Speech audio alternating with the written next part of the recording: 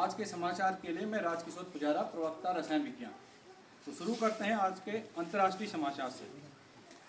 America में चला आ रहा 43 दिनों का लॉकडाउन शटडाउन कल देर रात्रि समाप्त हो चुका है। इसकी घोषणा अमेरिकी राष्ट्रपति डोनाल्ड ट्रंप ने देर रात्रि दी। शटडाउन के चलते अमेरिका में सभी सरकारी कामकाज ठप पड़ा हुआ था और सरकारी कर्मचारियों को अवैतनिक अवकाश में भेजा गया था। H1 वीजा में डोनाल्ड ट्रंप की ओर से नरमी के संकेत दिख रहे हैं। उन्होंने कहा, अमेरिका को विदेशी छात्रों की जरूरत है, तो जल्द ही H1 वीजा के नियम और शर्तें सरलीकृत हो सकती हैं। बांग्लादेश से खबर आ रही है, बांग्लादेश के अंतरिम सरकार के प्रमुख और Nobel prize winner Mohammad Yunus ने संकेत दिए हैं कि आने वाले 2026 फरवरी में बांग्लादेश में आम चुनाव के लिए जनमत संग्रह कराया जाएगा और शेख हसीना पर फैसला आने वाली 17 नवंबर तक टाल दिया गया है। 17 नवंबर को उन पर फैसला आएगा। अब बढ़ते हैं कुछ राष्ट्रीय समाचारों की ओर। दिल्ली बम धमाके में एनआईए ने कुछ चौंकाने वाले खुलासे किए हैं। एनआईए के द्वारा जारी सूचना में पता चला है कि आतंकवादियों ने 32 कारों के माध्यम से देश के 4 विभिन्न शहरों में बड़ी बम ब्लास्ट की योजना तैयार की थी, जिसमें दिल्ली और अयोध्या जैसे शहर शामिल थे। एनआईए ने बताया है कि विस्फोट के दौरान RDX का इस्तेमाल होकर के अमोनियम नाइट्रेट का इस्तेमाल किया गया था। इसी के साथ बिहार विधानसभा 2025 के नतीजे आज सुनाए जाएंगे। मतगणना जारी है। सुबह प्रातः 8 बजे से मतगणना शुरू हो चुकी है। 243 सीटों के लिए ये चुनाव किए गए थे। ये चुनाव 2 चरणों में संपन्न हुए थे। बिहार के 48 मतदान केंद्रों पर मतगणना जारी है।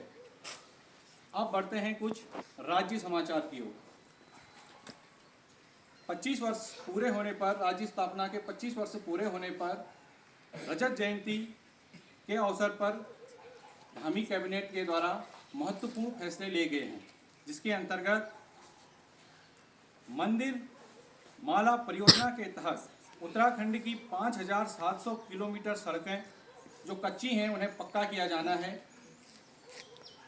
राज्य के प्रत्येक डिस्ट्रिक्ट में एक हॉस्पिटल का निर्माण किया जाएगा। ये सरकार ने प्रस्ताव पारित किया है और धामी सरकार ने एक कल्याणकारी योजना, परिवार कल्याण योजना जारी की है। इसके अंतर्गत उत्तराखंड में निवास करने वाले प्रत्येक परिवार का डेटाबेस तैयार किया जाएगा। इस योजना का उद्देश्य राज्य की कल्याणकारी योजनाओं को जनता तक सीधे और पारदर्शी तरीके से पहुंचाने का उद्देश्य रखा गया है। अब बढ़ते हैं अपने कुछ खेल समाचार की ओर।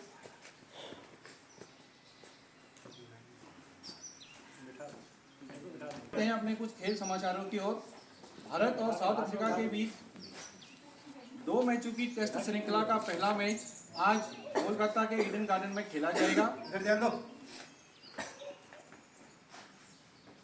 साउथ अफ्रीकी टीम 6 साल बाद भारत में टेस्ट खेलेगी। पणजी में चल रहे शतरंज विश्व कप शतरंज प्रतियोगिता में भारत के अर्जुन ने अंतिम 16 में अपनी जगह पक्की कर ली है एवं उत्तराखंड में आयोजित किए जा रहे वन नेशन खेल प्रतियोगिताओं का दूसरा दिन छत्तीसगढ़ के नाम रहा। छत्तीसगढ़ कुल 37 पदकों के साथ प्रथम स्थान पर है। मेजबान उत्तराखंड 17 पदक, जिसमें 2 स्वर्ण शामिल हैं, के साथ 7वें स्थान पर बना हुआ है। अब बढ़ते हैं अपने कुछ लोकल समाचार की ओर। विकास खंडी स्त्री विज्ञान महोत्सव प्रतियोगिता का आयोजन कल राजकीय इंटर कॉलेज पिथौरागढ़ में हुआ। इस विज्ञान महोत्सव प्रतियोगिता में विभिन्न विद्यालयों से आए हुए बाल वैज्ञानिकों ने अपने मॉडल प्रदर्शनी की। इस वर्ष विज्ञान प्रौद्योगिकी प्रीमियर लीग का भी आयोजन किया गया था। यह एक विज्ञान क्विज आधारित प्रतियोगिता है, तो विभिन्न विद्यालय से आए हुए प्रतिभागियों ने इसमें प्रतिभाग किया। चित्तौड़गढ़ के जिलाधिकारी आशीष बडगई ने बाल दिवस पर सभी छात्र छात्राओं को शुभकामनाएं प्रेषित करते हुए कहा है कि छात्र छात्राओं को निरंतर अपने आप में सुधार करते रहना चाहिए। वे नगर के एक निजी विद्यालय में छात्रों को संबोधित कर रहे थे। अब बढ़ते हैं कुछ विज्ञान और टेक्नोलॉजी की खबरों के साथ। नासा ने मिशन मंगल को लॉन्च कर दिया है। इस मिशन का उद्देश्य मंगल पर जीवन की तलाश करना है। एलन मस्क की कंपनी स्टारलिंक ने भारत में अपना सैटेलाइट आधारित इंटरनेट योजना लॉन्च कर दी है। इसका ट्रायल मुंबई से शुरू हो गया है। यह सैटेलाइट आधारित इंटरनेट योजना दूरस्थ क्षेत्रों में इंटरनेट की पहुंच को बढ़ाना और तेज इंटरनेट प्रदान करना इसका उद्देश्य है। इसी के साथ आज के समाचार की सुर्खियां समाप्त होती हैं।